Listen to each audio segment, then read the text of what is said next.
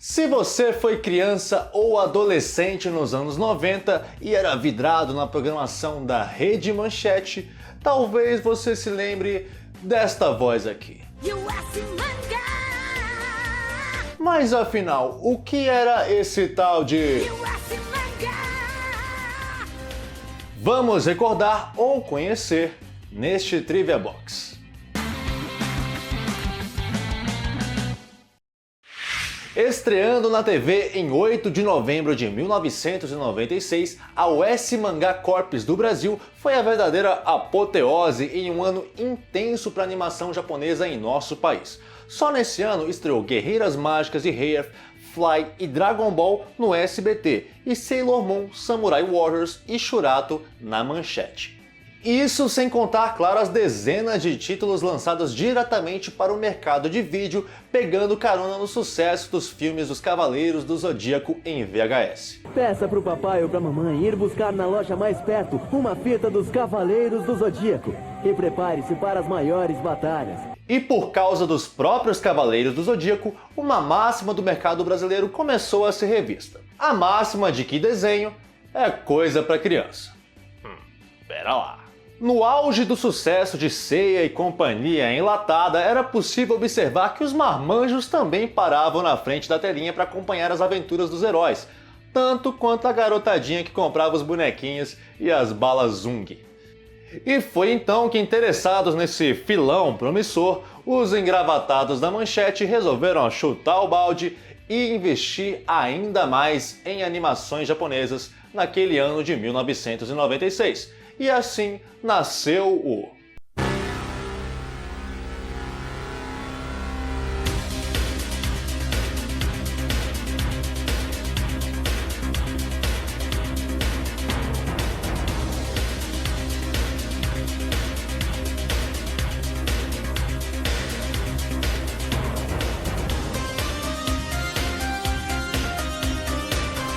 Que mistérios e torturas vêm de lá? Realidade, um sonho e o S Mangá. É a dimensão do mal que invade a mente e assusta a gente. Em parceria com a Premiere Filmes, que estava feliz da vida vendendo as fitinhas dos Cavaleiros do Zodíaco, a Manchete recebeu um lote de produções de uma distribuidora americana chamada US Mangá Corps. Entendeu a origem do nomezinho? Pois é. Antes do lançamento do programa, a lendária revista Animax, em primeira mão, anunciou na época a avalanche de animes que essa tal de US Mangá apresentaria. Curiosamente, na revista era mencionado que Akira e Ghost in the Shell, duas das maiores produções da história da animação japonesa, faziam parte do pacote, mas na verdade elas foram oferecidas de uma forma independente para a divisão de cinema da Manchete, mas rolou um certo probleminha financeiro. Quem confirmou essa informação foi o próprio responsável pela divisão na época, Eduardo Miranda, que tem um canal próprio no YouTube e você pode acessar para saber sobre essas e outras curiosidades, além de críticas de cinema, clicando no link da descrição do vídeo. A verdade é que desde a era de ouro das séries Tokusatsu, a Manchete raramente pagava por alguma série. Geralmente rolava um esquema de permuta. A distribuidora trazia o programa e recebia em forma de comerciais de brinquedos ou outros produtos derivados daquele mesmo programa. Em sua estreia no dia 8 de novembro de 1996, indo ao ar a partir de então toda sexta-feira às 7 da noite, a US Mangá Corps do Brasil nos apresentou Detonator Orgun. A produção do Art Mickey, em parceria com os estúdios da AIC e o Darts, foi lançada entre 1991 e 1992 sob formato de OVA, totalizando 3 episódios. Com direção de Masami Obari, Orgun apresentava uma história futurista em que um rapaz chamado Tomoru Shindo se envolve em uma batalha intergaláctica ao descobrir que possui uma misteriosa conexão mental com uma espécie de mecha chamado Orgun. Orgun é parte de uma raça misteriosa chamada de Evoluídos que atacam a Terra. No decorrer da trama, ficamos sabendo mais sobre a perturbadora origem dos invasores e qual o segredo por trás de Tomoro e Organ. Uma trama enxuta com bom desenvolvimento e personagens carismáticos justificam o sucesso de Detonator Organ por aqui. O diretor Masami Obari, alguns anos depois, utilizou o seu talento na trilogia de Fatal Fury, que ficou famosa no Brasil na década de 90, graças à exibição na própria US Mangá e do lançamento anteriormente em fitas VHS pela Flash Star Home Video. Diferente de tudo que já tínhamos visto em termos de anime aqui no Brasil, Detonator Organ conquistou muitos fãs que ficaram meio perplexos quando a segunda produção estreou no US Mangá. Zeoraimer, ou Zeoraima, era uma história diferente e sem qualquer ligação com o maneirão Detonator Organ. Foi aí que caiu a ficha de uma galera que percebeu que o S-Mangá não era uma série, mas sim uma sessão. Parabéns. Parabéns. Muitos parabéns. Lançados entre 1988 e 1990, os 4 episódios de Zeoraimer mostravam uma trama envolvendo uma organização chinesa chamada Tekoryu e seu interesse em dominar o mundo. Eles tinham em seu poder 8 mechas chamados de Hakenshu, mas o mais poderoso deles, e que dá título para a fita, foi roubado por um agente duplo e foi parar na mão dos japoneses. Para recuperar o robozão, a Tekoryu vai enviando outros robozões para a batalha, mas eles não contavam que os japas pudessem dar um jeito de ativar o gigante de aço. É aí que entra o personagem Masato Akitsu, um garoto de 15 anos que tem sua vida mudada da noite pro dia quando é obrigado a pilotar o Zeoraimer à força. Isso te lembra alguma coisa? Parabéns. Parabéns. Parabéns. Parabéns. Com desenho de mechas arrojado, tramas conspiratórias e cheias de mistério, Zeoraimer contava também com trilha sonora de Eiji Kawamura, que muitos devem conhecer pela trilha de Kamen Rider Black RX. Por esse motivo você ouviu uma música pra lá de familiar quando os robozão gigante entravam na porrada. Maldito!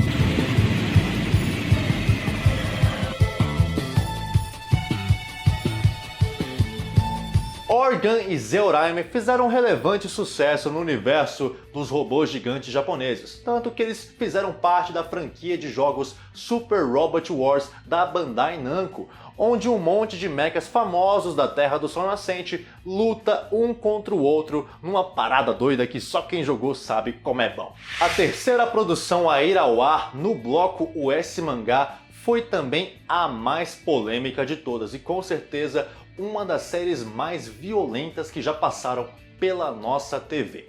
Estamos falando de Genocyber. Genocyber possui 5 episódios produzidos em 1993 pela Artmic e a Bandai Visual. A história tem início em Hong Kong, onde um laboratório está criando uma nova arma governamental usando 2 irmãs. Só que depois do projeto concluído, Ellen, a cobaia mais nova, foge do laboratório e passa a viver com um garoto de rua. Tem início então a busca pela menina, pois somente unindo-a com sua irmã Diana, a tal arma ganhará vida. O Genocyber do título, uma criatura tão poderosa que destrói uma cidade inteira num piscar de olhos. Segundo relatos de Eduardo Miranda, a Manchete meio que não tinha se dado conta do teor de violência dessa e de outras séries do S-Mangá. Tanto que ele teve que se virar ali para passar a tesoura, mas mesmo assim o negócio ficou extremamente pesado, ao ponto de um episódio inteiro não ir ao ar. Não que Detonator Organ e Zeoraimer não tenham passado pela tesoura também, mas nada comparado ao que Genocyber teve que passar. Só que nem tudo estava perdido. A ideia inicial era usar a TV de vitrine e lançar todas aquelas produções direto para o mercado de vídeo sem cortes. Parando para pensar, até que a ideia é bem bolada, bem bolada. A essa altura do campeonato, os pais e psicólogos já estavam de cabelo em pé com os desenhos japoneses violentos da Manchete. Tanto que já estavam querendo boicotar antes mesmo da estreia o nosso querido e amado Yu Yu Hakusho. Bem, mas passado as barbaridades de Genocyber, o S-Mangá nos apresentou Gale Force Earth Chapter. Com 3 episódios, essa produção contou com personagens criados por Hideki Kakinuma, autor da cult série cyberpunk oitentista Bubblegum Crisis. A primeira vez que Gale Force apareceu no Japão foi sob formato de filme em 1986, chamado Gale Force Eternal Story. Com o sucesso, foram lançados mais 2 continuações diretas sob formato de OVA que fizeram bastante sucesso. Mas em 1989 resolveram dar um reboot no universo da série com o lançamento do filme Rea Gale Force, e foi a continuação desse filme com 3 episódios que passou no US Mangá. Entende por que a história começava meio sem sentido agora? No ano de 2085, um cientista ressuscitou máquinas sanguinárias alienígenas e provocou o fim da civilização. Agora, um grupo de resistência se levanta para lutar contra este exército e reerguer a humanidade. A luta não é das mais fáceis e uma última estratégia será lançada em Marte para tentar virar o jogo a nosso favor.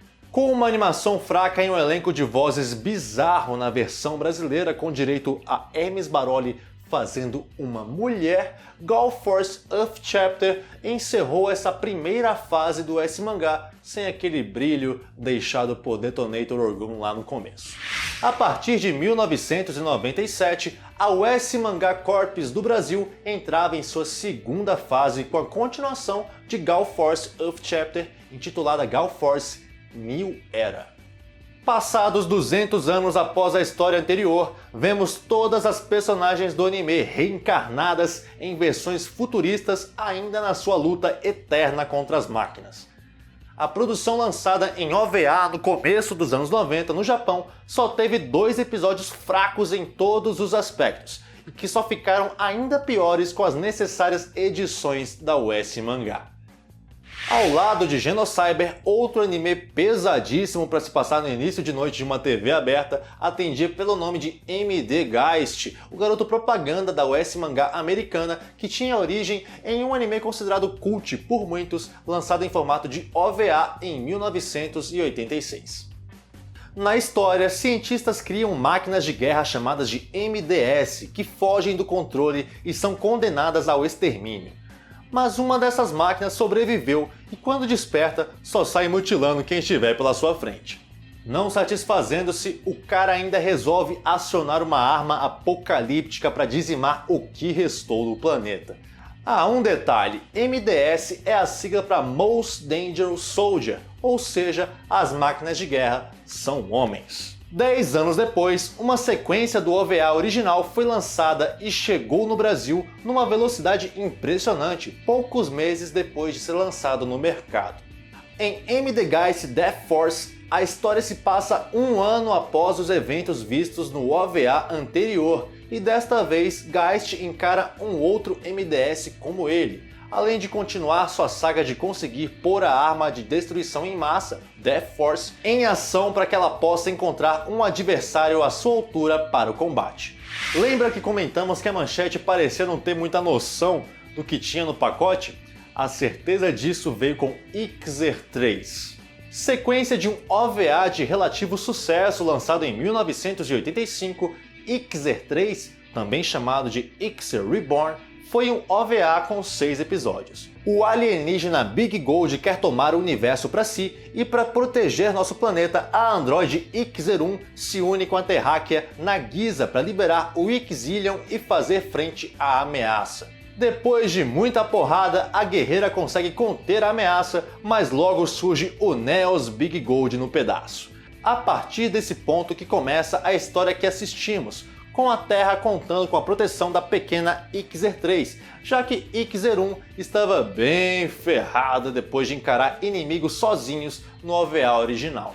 Mas nem só de animes de ficção vivia o S-Mangá não. Direto dos fliperamas da esquina para a sua TV, 3 clássicos noventistas dos arcades em sua versão animada chegaram ao bloco. Começando com o ótimo Fatal Fury e sua sequência, Fatal Fury 2 A Vingança de Krauser, indo pro insosso Samurai Shodown e fechando a tampa do caixão com o terrível Art of Fighting. O S-Mangá já não vivia mais os seus dias de glória, e antes de 1997 acabar, o bloco estreou o seu último anime sci-fi de forma incompleta.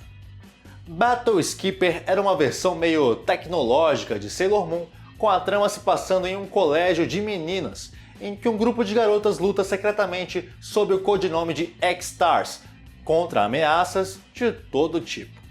Com cenas de transformação recheadas de fanservice, esse OVA teve origem a partir de uma linha de brinquedos da empresa Tomy. Adivinha qual era o anime sensação em idos de 1995 lá no Japão, quando esse OVA foi lançado? Posso imaginar as palavras dentro da minha mente. E dos únicos 3 episódios lançados, a Manchete só exibiu 2. Com títulos de qualidade cada vez mais questionável e o Yu Yu Hakusho, coitado, sendo rotulado como um anime extremamente violento, o S-Mangá foi aos poucos perdendo audiência e acabou sendo cancelado sem mais explicações. O pior de tudo é que o pacote ainda incluía 4 ótimas produções para serem exibidas. A primeira é o longa-metragem de Fatal Fury, lançado no Brasil em VHS com o título de Fatal Fury 3, e que traz a história de Terry, Adam, Mai, Joy e outros amigos do game de porrada rival de Street Fighter enfrentando Lao Corn e seus asseclas, que querem reunir as partes de uma misteriosa armadura de poderes inimagináveis. Outro anime que possivelmente daria o que falar é Gunsmith Cats, que chegou a ser exibido dublado pelo extinto Locomotion com o nome Gatas Atiradoras. Podem esperar que em breve falaremos do Locomotion também. Halle Vincent é dona de uma loja de armas e caçadora de recompensas, e sua parceira Minnie May é ex-prostituta e especialista em explosivos. As duas recebem casos de um detetive da polícia e, em troca de uma boa grana, caçam os criminosos mais procurados pela cidade de Chicago. Entende porque daria o que falar, né? E nessa linha de meninas armadas também tínhamos no pacote o divertido You're Under Arrest, de Kosuke Fujishima, o autor de Amegame-sama. Na história, acompanhamos a rotina das policiais metropolitanas da cidade de Tóquio, Natsumi e Miyuki, com toques de aventura, bom humor e até algumas ceninhas de ação. Por fim, o místico Sazan Eyes, com seus 4 episódios, também ficou por dar o ar de sua graça neste que foi sem dúvida um dos maiores e mais ousados investimentos de anime na TV aberta brasileira em toda a sua história. De legado do S-Mangá, tivemos um CD com a trilha sonora produzida pelo Mário Lúcio de Freitas, que também compôs o clássico LP e CD dos Cavaleiros do Zodíaco e o CD das Guerreiras Mágicas de Rei Earth. A título de curiosidade, o tema de abertura do S-Mangá foi feito em cima de uma faixa da trilha sonora do anime Project A-ko, que inclusive saiu no Brasil legendado em VHS pela extinta Top Tape com o nome de Supernova. Na terra do Tio Sam, a US Manga Corps usava essa música como trilha dos trailers de tudo que ela despejava no mercado. Aqui no Brasil, ela ganhou uma letra e a voz única e inconfundível de Sarah Regina, que também cantou o tema de abertura de Sailor Moon, o encerramento de Guerreiras Mágicas de Rei Earth e também o encerramento do filme Sakura Card Captor, A Carta Selada.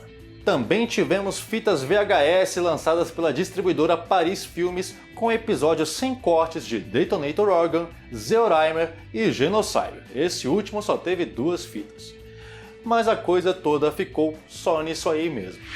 Mas muito mais do que isso, a US Mangá apresentou para toda uma geração que o Japão tinha muito mais a oferecer, além de rapazes de armadura, garotas com poderes mágicos e pirralhos com superpoderes. Tiro, porrada, bomba, peitinho, sangue jorrando, é uma maravilha.